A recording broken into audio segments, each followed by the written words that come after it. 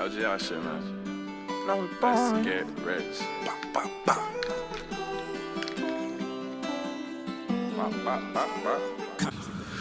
YouTube, it's your boy Nando. We back with another reaction video, man. Come on, you already see it, man. Y'all already see. If y'all haven't watched the other reaction videos, make sure y'all tune into those, man. They'll be down there somewhere, man. But today we're watching what if North Korea launches a nuclear war, a nuclear bomb. My fault. Like, what will happen? Like, where would they launch it? Obviously, we don't know that, but like, where would they launch it? Like, where would they, like, you know, like, what would happen? Like, who would they go to war against? Like, what will happen? You know, type shit. So, just hop right in the video, man. I hope you guys are having a blessed, amazing day. And yeah, let's hop right back in the video. 3 hours local, and in a mountain complex in North Korea just over 100 miles from the Chinese border. Technicians scramble to remove camouflage net from the entrance to a deep underground bunker. That bunker has been cut into the mountainside and covered over with camouflage to fool American spy satellites loitering hundreds of miles overhead. The cover of night helps to obfuscate the rush of activity, and the heavy cloud cover is exactly what the Hermit Kingdom was waiting for. Out of the converted mine shaft. Y'all think that America be spying or trying to spy on them? Like, you think they have like some satellite that watches them at all times? Like, what do you guys think? Huge truck is carefully backed out. The massive vehicle has only one purpose: to transport the equally massive Hwasong-50 intercontinental ballistic missile. Finally eased out of its hiding hole, I seen a picture of that shit, bro. That shit is huge. Begins the laborious process of lifting the giant missile into position. Over 40 feet tall, the missile is taller than a 2-floor home and has the power to destroy several square miles of a densely packed city. The launch command officer picks up a phone hardwired. That's crazy. That's crazy how people really have power to that. Like, the president could just say, let's just obviously it doesn't work like that, but like they could just say, oh, let's just launch this nuclear real quick type shit. You know, like, let's just launch it. Fuck it. Whatever happens, happens. Somehow, on the other end, the North Korean dictator gives a single word. The Hwasong-15 intercontinental ballistic missile fires its main engine, shaking the entire launch complex to its core. Launch personnel hide behind blast screens or huddle inside the relative safety of the launch truck's armored cab, hunkering down in case something goes wrong and the missile and its entire fuel load explodes. 2 seconds later, the missile proves to be in good operation and lifts off the ground. 1,000 miles above the Earth, the United States' space-based infrared system immediately detects the thermal plume of the massive rocket. A low-Earth satellite sends an immediate flash alert to the 2nd Space Warning Squadron at Buckley Air Force Base in Colorado. Damn, so that shit doesn't even go to the bunker right away. I mean, it might do, but like, does that shit go to the bunker, or like, you know? Like, how does that? I don't know, but it's too much. Across the broad web of U.S. missile defense and the commanders of every U.S. geographical command. A second U.S. satellite in a geostationary orbit confirms the thermal signature of a large ballistic missile and chirps a second emergency alert. The massive Hwasong-15 is nearing supersonic flight and has punched several hundred feet through the clouds and into the open sky. The U.S.'s space-based infrared system satellites have now focused their full attention on the telltale thermal signature of the big rocket. Cloud cover may have made it impossible to see liftoff with the naked eye, but the incredible heat given off by the fiery liftoff was easy to spot by infrared sensors. Now the large rocket is screaming through the air, riding a thermal plume several hundred feet long and thousands of degrees hot. The U.S. satellites immediately begin to compare the thermal signature of the North Korean rocket with a large onboard library of known missile launches. In less than a second, there's a match with 2 different Hwasong-15 test launches. Damn, so they know, like, that's crazy. So the satellite would know what type of rocket it is before even like, that's insane. Late 2010s. The confirmed match is immediately sent to U.S. Space Command. U.S. Space Force personnel are stunned by the multiple threat warnings from the space-based network and rush to pour through the data. Humans are far slower than machines, though, and it'll take time to verify the threat.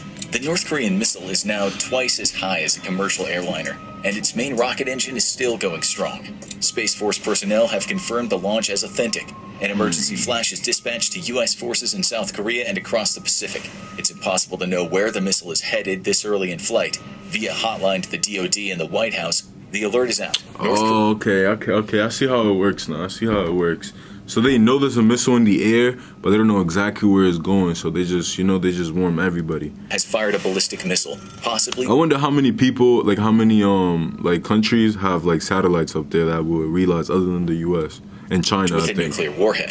The main engine of the Hwasong 15 shuts down as it runs out of fuel. The missile coasts for a brief second, traveling at several thousand miles an hour now in the upper atmosphere, before a series of explosive bolts just under 3/4 of the way up separate the first stage of the rocket from the second stage. A second later, the second stage engine fires, and the vehicle lurches forward as it prepares to exit the Earth's atmosphere. An aide rushes to interrupt a meeting between the President of the United States of America and the leader of a partner nation. There's no time for formalities, and the President is practically dragged out of the room so he can be informed. North Korea has launched a nuclear attack. Target is still unknown. The President immediately heads for the highly restricted and secretive Situation Room in the heart of the White House. From there, he'll be able to communicate with American forces around the world and defend real-time tracking data from various American assets. U.S. Space Command issues... That's crazy. That's all in a minute and 30 seconds, bro. That's crazy. Radar installations and obviously, it might take a little bit longer, but I still feel like they will do this in less than 5 minutes. Yeah. Like, the President will know that shit's in the air in less than 2 minutes.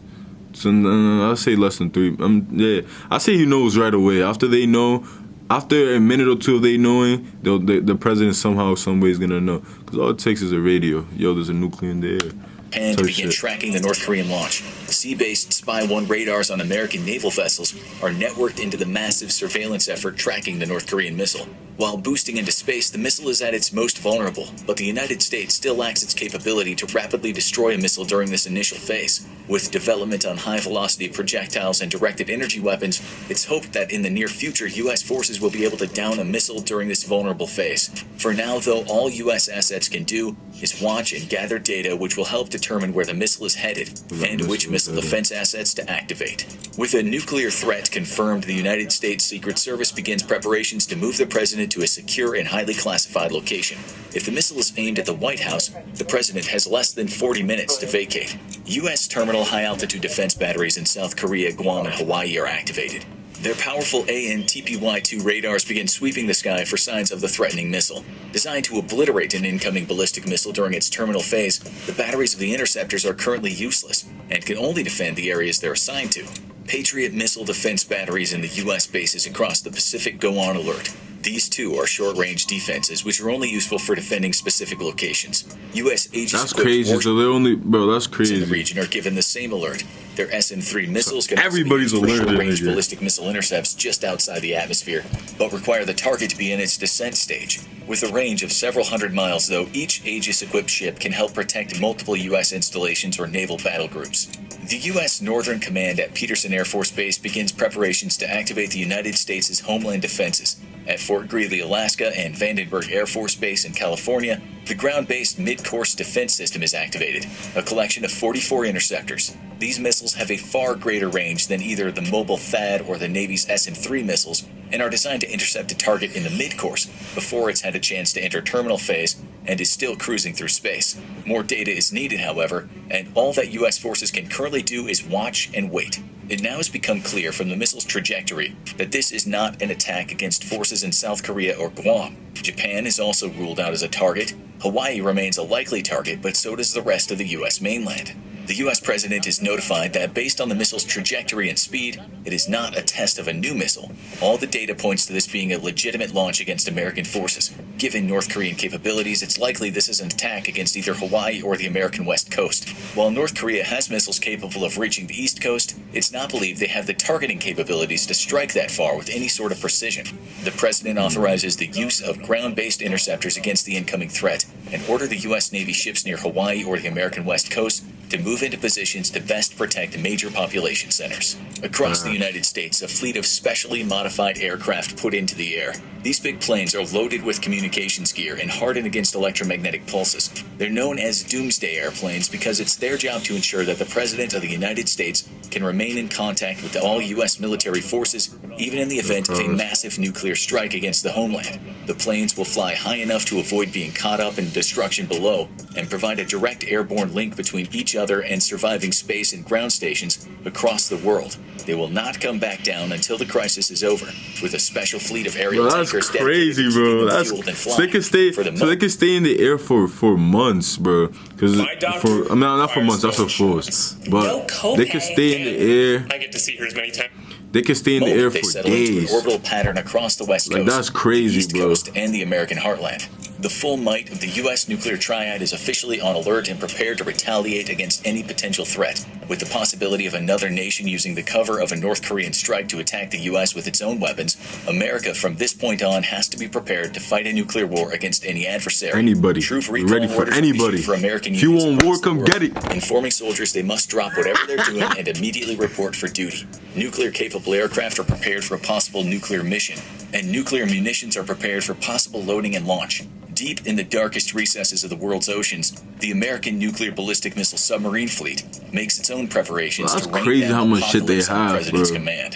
The second stage of the Hwasong-15 missile runs out of fuel. The payload detaches from the second stage and, using a chemical-powered thruster, adjusts its course and heading. The missile is now flying unpowered, riding the incredible momentum built by the massive two-stage rocket and moving as much as 4.2 miles a second. U.S. Space Command issues new tracking data on the North Korean missile and confirms separation of the payload from the second stage. Based on this new data, Hawaii is ruled out as a target. Current speed and elevation dictate that a hit on the southern American west coast is likely.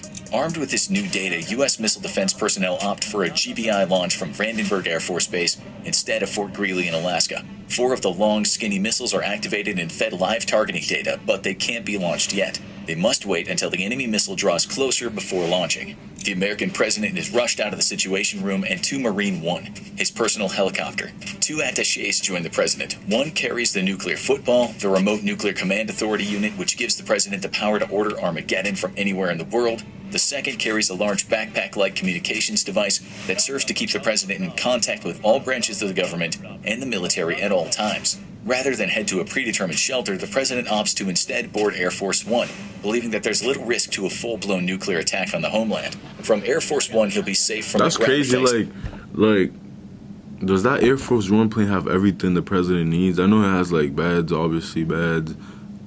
I don't know if it has I heard it has a gym. I don't know if it's true, but I was reading this article and it said it had a gym in it. But, like, what else does it have, bro? Because that is a force.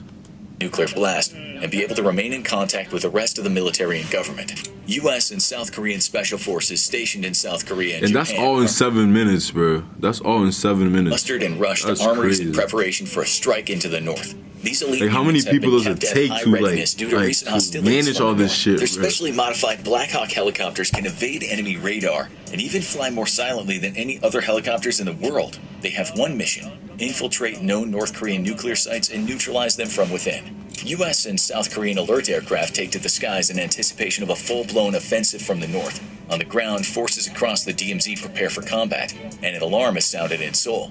In case of hostilities, it's expected that North Korea will shell Seoul directly from behind the DMZ. It has so many guns that it can deliver a whopping 10,000 rounds of high explosives per minute to the city of 10 million. American supercomputers calculate the trajectory, altitude, and speed of the North Korean warhead and feed that data to the ground-based mid-course defense system. With careful math, the computers calculate a firing solution, and green light is given for the launch of interceptors. 4 GBIs lift off from their silos in the California desert. The missiles will fly not to where the North Korean nuke is, but rather where it will be when they intercept it, with a dumb kinetic warhead that will destroy the enemy nuke through sheer kinetic energy. As they lift into the sky, TPY-2 and sea-based radars are networked together. And that's crazy, because that's just in those 7 minutes, that's millions of dollars of our tax money being used, bro. It just in those couple minutes, that's millions and millions of dollars being used. Data. In Guam, Japan, and South Korea, air crews rush to their aircraft in anticipation of full-blown war with North Korea. First up will be F-15s and F-16s to establish air dominance. Normally, stealthy B-2 bombers would slip in behind the air superiority fighters to take out critical air defenses and communications nodes, but the bulk of the B-2 fleet is in Missouri and unprepared for combat. Instead, the Air Force's big stick, the B-52, is prepared for immediate action. These aircraft will require at least an hour to prep, but taking off from bases across the South Pacific will be able to put steel on target within the day. U.S. interceptors are now in space and speeding toward the calculated intercept point with the North Korean warhead. The interceptors have ditched their ascent stages and make only small corrections using chemical thrusters. If the calculated firing solution is bad, they could miss the North Korean warhead by miles. In that case, it'll be up to the Navy's Aegis vessels to down the warhead before it can strike an American city. Updated tracking data reveals the target is likely Los Angeles. The first wave of U.S. Special Operations Forces are given the green light from the American president to take off in their modified Black Hawk helicopters. Their destination is several North Korean nuclear launch facilities believed to be capable of rapid deployment.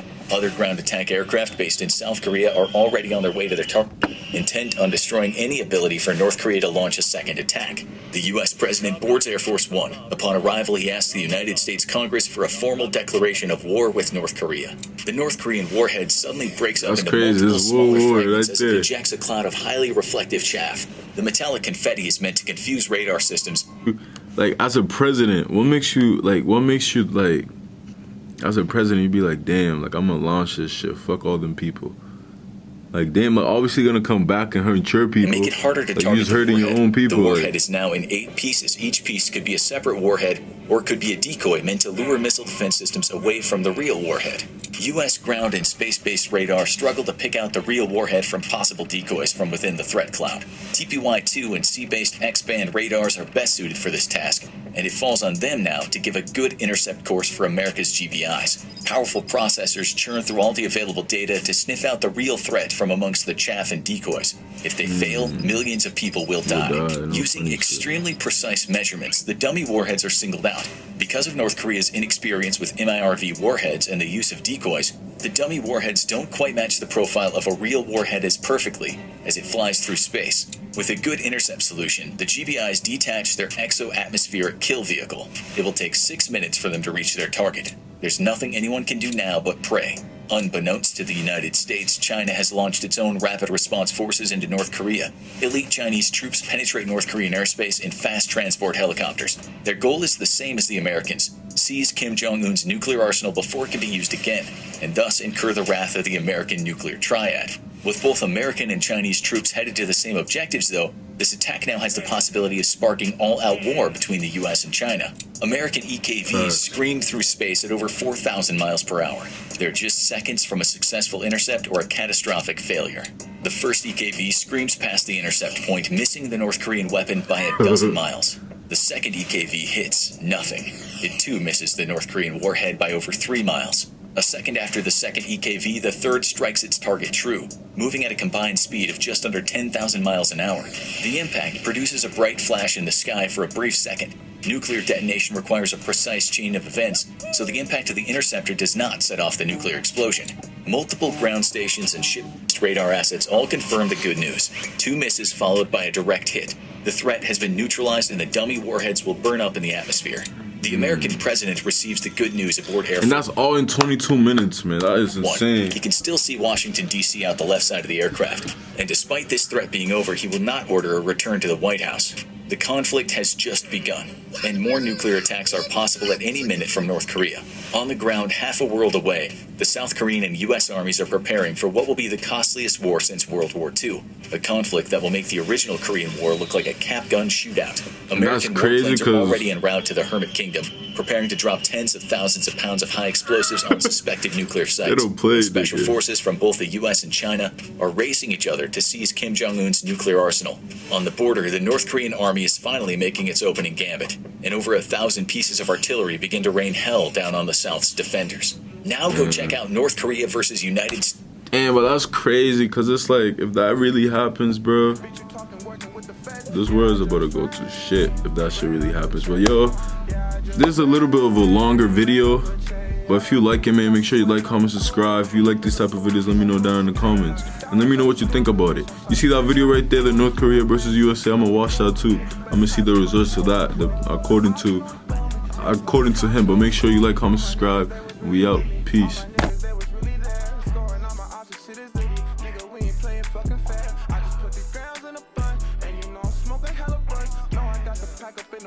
Shit can get you faded by the touch. Niggas cap and swear that I won't